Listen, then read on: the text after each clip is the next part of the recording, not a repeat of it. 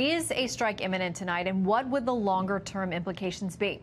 Let's bring in retired Marine Corps Lieutenant Colonel Oliver North and the host of War Stories, and New York Republican Congressman Lee Zeldin, a member of the House Foreign Affairs Committee. Gentlemen, great to have both of you with us tonight. Great to be with you.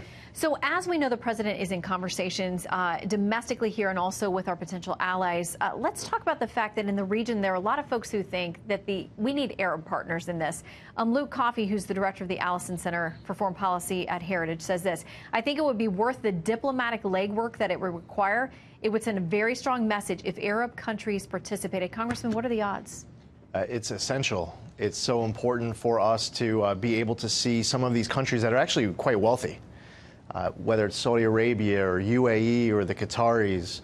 Jordan has been involved in a way with what's been going on in Syria to a certain extent. Israel has been involved, but as far as some of these other Arab countries that exist in the region, I think it's imperative. They're all concerned about Iranian aggression. Well, this is the moment to push back. If you don't push back right now, it's only going to get worse.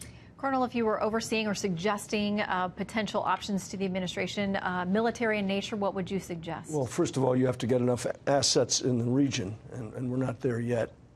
I remember 32 years ago tonight, I was sitting in a planning cell picking targets in a place called Libya, because on the 5th of April, Muammar Gaddafi had detonated a bomb, and one of his agents had detonated a bomb at a discotheque in West Germany. And it took 10 days to get the assets in place, to make all the arrangements. If you're going to use more than just a handful of aircraft, you're going to have to have places to recover them. You're going to have places refuel and rearm. You have to have search and rescue assets in place. And so I think there were a lot of people thinking maybe it was going to happen tonight, and I couldn't imagine it. It takes time to get everything in place. How important is Turkey in this as well? Well, Turkey is very important because Turkey has closed Incirlik Air Base, which is a NATO air base. Erdogan is not a friend. And Erdogan doesn't particularly care for the Assad regime, but on the other hand, obviously he doesn't care much for us because he's not been helping us much at all. At the end of the day, you're going to have Incirlik as a recovery base because you're not going to be able to land aircraft except in extremis in places like Jordan and Israel. Israel could be very helpful in terms of search and rescue, and it takes time to place those assets in position so that they'd be there to recover downed air crews. And back over on Capitol Hill, there's been some discussion. We talked about last night, Senator Mike Lee over on the Senate side saying if there's going to be a robust military response, that the president needs to come to Congress for that. In the meantime, you also have Democratic Senator Richard Blumenthal today talking about what kind of assets we need to have, what kind of reaction we need to have, and who needs to be held responsible. Here's what he says. There has to be robust reaction in action, not just words or rhetoric. The response has to have a military component against Bashar al-Assad, but it also has to send a message to his enablers. Okay, so a military response to Assad, but also it has to send a message to his enablers. The president's called out Putin by name. He's called out Iran as well. So where do we go with that? Well, so we have all these different countries, different approaches with each. Now, within Syria, where you could be targeting command and control, which could be infrastructure, it could be personnel. It may not just be Syrian, it may also be Iranian.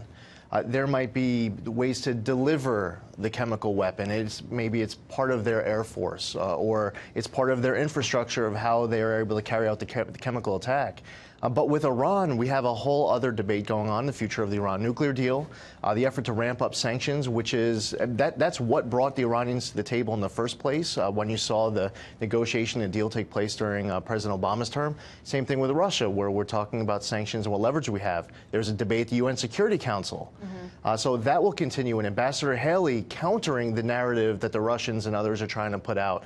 So all of that needs to take place as well. I expect what we saw a year ago to take place again. I do expect there to be a strike, but I don't think it's just going to be that. And last time where it was just us, now we're seeing Britain and the French. So I think there's going to be more of a coalition. I think it's going to be us utilizing multiple leverages of the DIME principle, diplomacy, information, military, economics. And I look forward to it being quite effective. And quickly, Colonel, any guess on a timeline? I'd say it's probably a little bit more than 72 hours. I really don't know, but I know where certain assets are, and they're moving in the right direction. But again, it took Ronald Reagan 10 days. I mean, he made the decision on the 7th of April. The actual attack went on tax day. I'd look around for tax day or later. Okay. Gentlemen, great to see both of you tonight. Great to see Thank you. you.